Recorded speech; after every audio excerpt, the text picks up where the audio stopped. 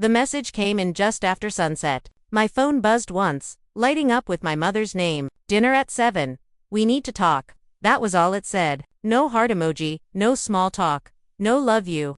Just a plain, cold sentence that made my stomach twist. We hadn't had a family dinner in months. Everyone had been busy, my father with his business, my mother with church, my siblings with their endless drama. I had been the one holding things together, like glue between pieces that didn't even want to fit anymore. But that message, it felt different. It didn't sound like her. For a moment, I stared at the screen, waiting for a follow-up message. Maybe something like, bring wine or your brother is coming too. But nothing came, just silence. I called her, but she didn't answer. My father's number went straight to voicemail. My brother, Toby, read my message and didn't reply. That's when the unease started crawling up my chest. Still, I tried to convince myself it was something good. Maybe they wanted to thank me for planning the family trip to Zanzibar. After all, I had paid for everything, the flights, the hotel, even the safari package. $9,200 gone in a flash. But it was worth it, I told myself. Family memories were priceless. I had been dreaming of this trip for months. I imagined us all together on the beach, laughing, eating grilled fish by the shore, taking photos that would finally look like we were one happy family. Maybe tonight was the night they would surprise me with a gift, a thank you card, or just appreciation for once. I smiled at that thought as I dressed for dinner. A black dress, simple earrings, neat braids. I wanted to look nice but not too formal. As I stared into the mirror, something inside whispered, "Don't go." But I brushed it off. That was just my paranoia speaking. The night air was heavy when I stepped out. The restaurant they'd picked was one we used to go to when I was a child, Mama K's African Kitchen. The one with the red lanterns and the scent of roasted plantain that hung in the air like memory itself. It was nostalgic, almost comforting. But as soon as I walked in, that comfort vanished.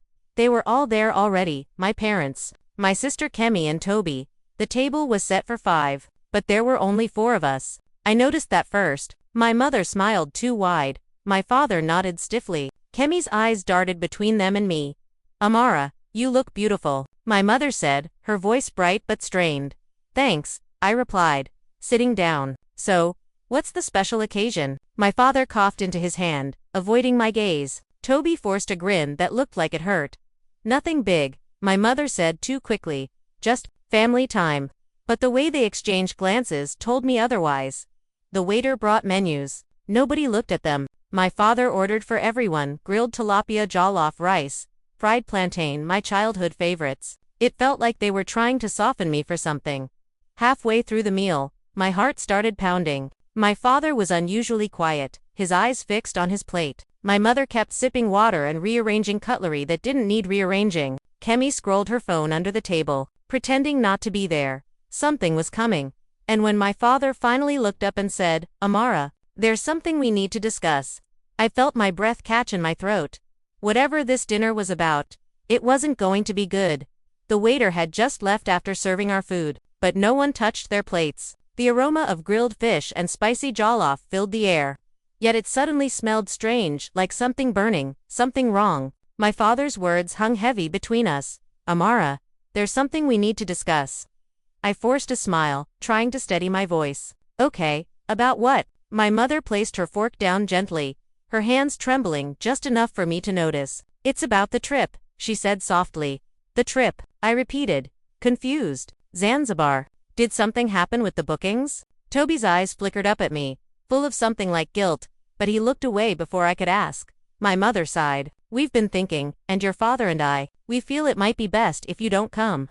For a moment, I didn't process the words. The restaurant faded, the music dimmed, the laughter from nearby tables turned distant. I blinked. Sure, I had misheard. "I don't come. What do you mean?" My father cleared his throat. "You've been very busy with work. You seem stressed lately. We think it'll be better if you take some time off and rest here instead."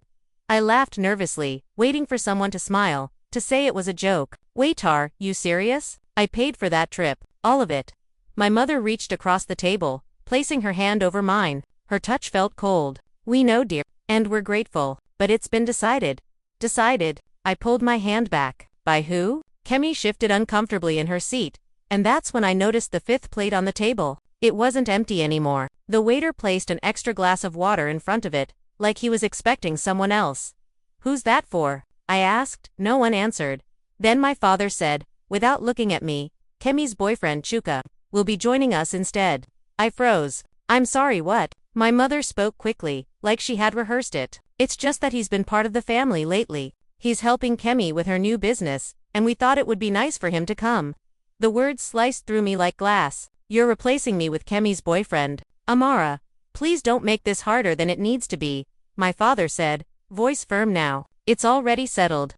I could feel my pulse in my ears. My throat tightened, my hands shaking. "I used my savings for that trip. You said it was our family vacation. How could you lower your voice?" My mother interrupted sharply. Her eyes darted around the restaurant, embarrassed. "People are watching." I stared at them in disbelief. "I gave you everything. I planned everything. And you didn't even have the decency to tell me before tonight." Toby opened his mouth, then closed it again. "Amara, I told them it wasn't right," he muttered. My father glared at him. "Enough." I looked around the table, the family I thought I knew, the people I had sacrificed for. My own parents couldn't even look me in the eye. The food sat untouched, the steam fading into the air, just like the warmth I once felt for them. Finally, I whispered, almost to myself, "So that's why you invited me here, to uninvite me from my own trip." No one said a word.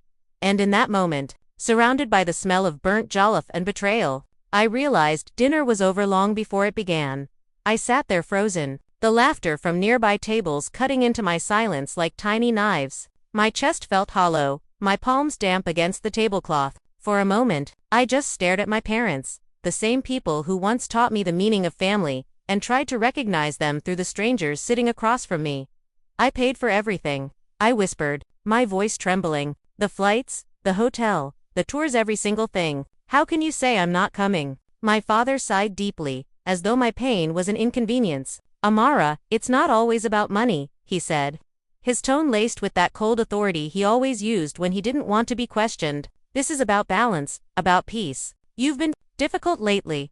"Difficult?" I repeated, almost laughing. "Because I said Kemi's boyfriend shouldn't come on a family trip. That makes me difficult." My mother folded her napkin carefully, as if the pattern on the fabric mattered more than my words. "You've been acting like you're above everyone lately," she said softly. "Always busy, always reminding us what you've paid for. Maybe this trip will give us all space to breathe." My jaw dropped. Space to breathe. From me? Toby's voice broke in, low but steady. "Mom, Dad, this isn't right. She paid for all of us. You can't just enough." "Toby," my father snapped, his eyes flashing, "we've made our decision." I turned to my sister. "Kemi, say something. Tell them this is wrong." Kemi avoided my gaze, pretending to scroll through her phone again. "I didn't ask for this, Amara," she muttered. "They decided it themselves." But the guilt in her voice betrayed her. I could hear the lie. My heart felt like it was folding in on itself. All those late nights working overtime, cutting back on things I wanted, skipping weekends out with friends just to give my family something beautiful. And this was how they repaid me.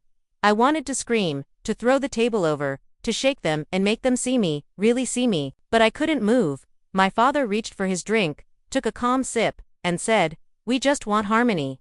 Amara, you've been too controlling lately. Maybe a little time apart will help." Harmony, that word rang in my head like a curse. Harmony for them meant silence from me. Harmony meant betrayal disguised as peace. The waiter came by to check on us, his polite smile fading when he saw my face. "Is everything all right, ma'am?" I forced a shaky nod. "Fine." I lied. No one spoke after that. The only sound was the clink of my mother's bracelet as she fidgeted. The air was heavy, thick with guilt and cowardice. When the bill arrived, my father didn't even glance at it. He just pushed it toward me, the same casual motion as always, as if betrayal came with dessert.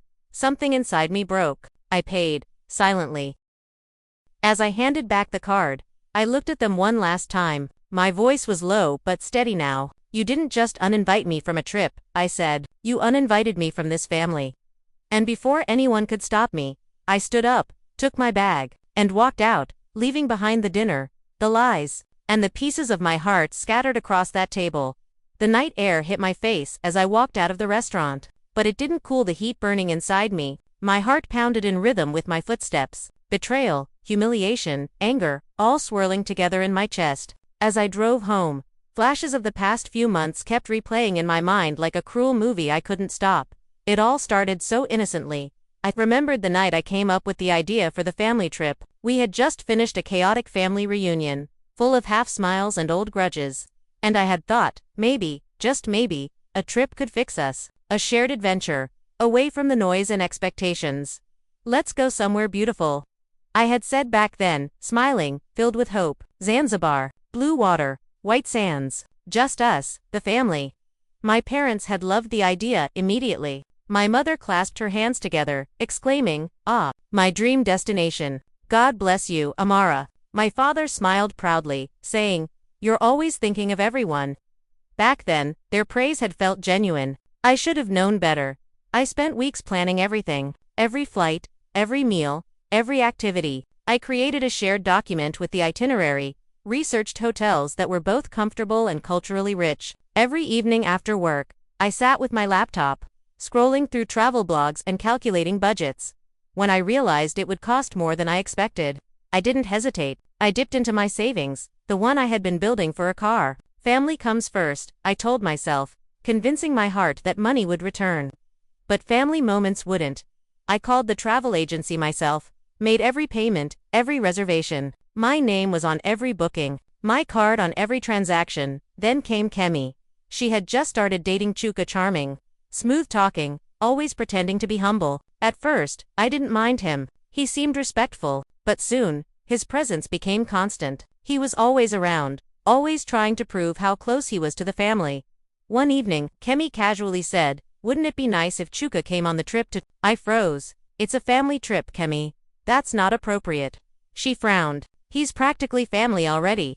My parents stayed quiet. I expected them to back me up. They didn't. From that moment, everything changed. My mother began defending him in little ways. "He's such a good man," helping Kemi with her shop. My father started including him in family chats, even asking his opinion on things that didn't concern him. The tension grew. One day, I walked into the living room to find them discussing the trip without me. Kemi was saying, "Maybe Amara should rest. She's been so busy." And my mother nodded, murmuring, "Yes, she works too much." That was the first red flag.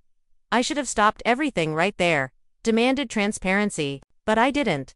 I thought love would win. I thought my sacrifices mattered, and now, sitting in my car, gripping the steering wheel until my knuckles turned white, I realized the truth. I had paid for the illusion of love. I had bought tickets for a family that only existed in my imagination.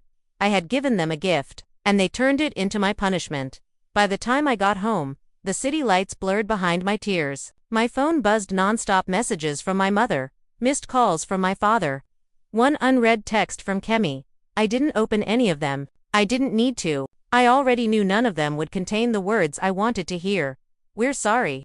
Instead, I replayed the dinner over and over in my head. The calm cruelty in my father's voice. The way my mother wouldn't meet my eyes. The way they treated my pain like an inconvenience. The worst part, the way they all acted like they were right. When I finally walked into my apartment, the first thing I saw was my suitcase, half-packed, sitting proudly by the door. My passport lay on top, along with the flight confirmation I had printed weeks ago. Zanzibar, 5 nights, all-inclusive. I had even bought matching swimsuits for my mom and sister, coral pink, with little seashell designs. Now, the sight of them made my stomach twist. I sat on the couch, the silence deafening. Anger began replacing the ache. How could they? How could my own family look me in the face and decide I didn't belong on a trip I had paid for? I needed answers. Without thinking, I called my father. He picked up on the third ring. "Amara," he said, his tone sharp. "It's late." "I don't care what time it is," I said coldly. "You owe me an explanation."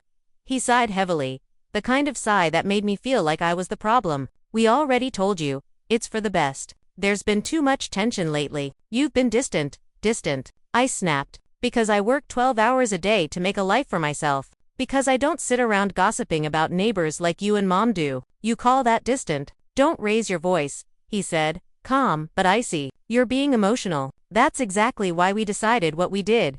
I almost laughed. "Emotional? You're telling me I'm emotional after you kicked me off a trip I paid for? Do you hear yourself? Lower your tone," he barked. "You're being disrespectful." I bit my lip so hard it hurt. "No," I said, my voice trembling. "For once in my life, I'm being honest. You've used me, and you know it." There was silence. Then, quietly, he said, "You're making a scene for nothing. The money's already spent. Amara, it's non-refundable. And just like that, I realized what this was about. It wasn't about space or family bonding. It was about control. They wanted me to give, but never to question, to pay, but never to have a say. I hung up before he could finish. A few seconds later, my phone buzzed again, a message from my mother. Please don't ruin this for everyone. You can't put a price on family harmony. I stared at the text, shaking my head, a bitter laugh escaping my lips. Harmony. That word again. Their version of harmony meant my silence. I walked to the dining table, saw the receipt from tonight's dinner, lying in my purse. $112.50. And just like every other time, I had paid. I picked it up, tore it in half, and whispered to myself, no more. They could keep their harmony. I was done paying for peace. The next morning felt heavier than usual. The sunlight coming through the blinds didn't bring warmth, it only reminded me that a new day had come. But nothing inside me had changed. My phone kept buzzing on the nightstand. I turned it face down. I already knew who it was. When I finally checked, there were 10 missed calls from my mother, 3 from my father, and 1 message from Kemi that made my stomach twist. Sis, please don't take it personal. You worked too hard anyway. This trip will just give everyone a break. A break. That's what she called it. I put the phone down, refusing to reply. My chest felt tight. Not from sadness anymore, but from a quiet, building rage. I had been taken for granted so many times that it almost felt normal. But this time it burned. At work, I tried to distract myself, staring at spreadsheets I couldn't see clearly. My boss noticed. Amara, you okay? He asked gently. I forced a smile. Yeah, just family stuff. He nodded, but the concern in his eyes lingered. I appreciated that it had been a long time since anyone cared enough to notice. When lunch came, I opened my phone again. And there it was. The ultimate slap in the face. A photo on Instagram, my entire family. Standing on a white sandy beach, blue ocean, behind them. My mother in her coral swimsuit, my father wearing sunglasses. Kemi laughing as Chuka held her waist. The caption read, family trip of a lifetime. Hashtag Zanzibar, hashtag blessed, hashtag family love. Double quotes family love. I stared at that phrase until the letters blurred. I felt the blood rush to my face, my hands trembling. People at work were chatting around me, laughing, but I couldn't hear a thing. The only sound in my head was the breaking of something I couldn't fix anymore. A notification popped up. Comments on the photo. Cousins, friends, everyone praising them. So beautiful. Wish I was there. Where's Amara though? That last one hit hardest. I scrolled faster, and more comments followed. Why didn't Amara go? She planned the trip.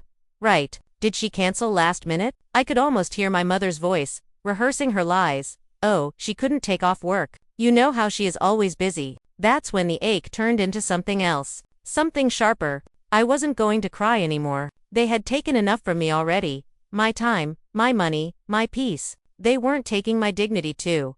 That evening, I went home and opened the travel folder on my laptop, the one with all the bookings, receipts, and flight confirmations. My name was everywhere. Amara Okoye, primary contact. I sat there for a long time, staring at the screen, my reflection faintly visible on the dark surface. The anger in my eyes was calm now, focused. They thought I'd stay quiet. They thought I'd accept humiliation because it came from family. But family shouldn't make you feel small. Family shouldn't use your love as a weapon. I whispered to myself. They wanted a break from me. Let's see how peaceful it feels when I finally give them one. That night, for the first time in years, I didn't cry myself to sleep. I smiled instead, because deep down, I already knew the story wasn't over. Not yet. The next morning, I woke up with a strange calmness. The kind that comes after you've cried every tear and decided you're done. I made myself a cup of tea, sat by the window, and opened my laptop again. The same travel folder blinked at me, waiting silent, powerful. Every ticket, every hotel confirmation, every receipt had my name written at the top. Booked by Amara Okoye. A bitter smile touched my lips. They'd forgotten something important. I hadn't just paid for the trip. I owned it. I called the airline first. My voice was steady, professional. Hello, I need to make a change to an existing booking under my name. The agent verified my details, cheerful and unaware of the storm behind my calm tone. Of course, Ms. Okoye, how can I help you today? I took a slow sip of my tea. Cancel all return tickets except one. Mine. There was a pause. Are you sure, ma'am? The others will be stranded without return flights. I smiled. Yes, I'm sure. When I hung up, I didn't feel guilt, I felt something purer. Justice. For years, I had been their safety net, their fixer, their invisible backbone. But that morning, I took my power back, one click at a time. Next, I called the hotel. I'd like to transfer one of the bookings. Same room type, different guest name. Who will be taking it? The receptionist asked. Me. I said simply. Amara Okoye. I rebooked myself for the same dates, but at a sister hotel on the other side of Zanzibar. I wasn't canceling the trip, I was reclaiming it. Later that day, I received a flurry of calls. My father, my mother, then Kemi, then Toby. I ignored them all. When I finally checked my messages that evening, the storm had started. Dad, Amara, what did you do? The return tickets are gone. Mom, please answer your phone. This is embarrassing. Kemi, are you serious right now? You're ruining everything. I typed one reply, short and clean. It was my booking. I just decided to go where I'm wanted. Then I turned off my phone. That night, I opened my social media and started writing. I didn't rant or insult anyone. I just told the truth plainly, calmly. I paid $9,200 for a family trip. My parents and siblings went without me, replaced me with my sister's boyfriend. They said I was too busy to join. But money can't buy respect. And silence isn't peace. Some lessons cost more than others, but I've learned mine.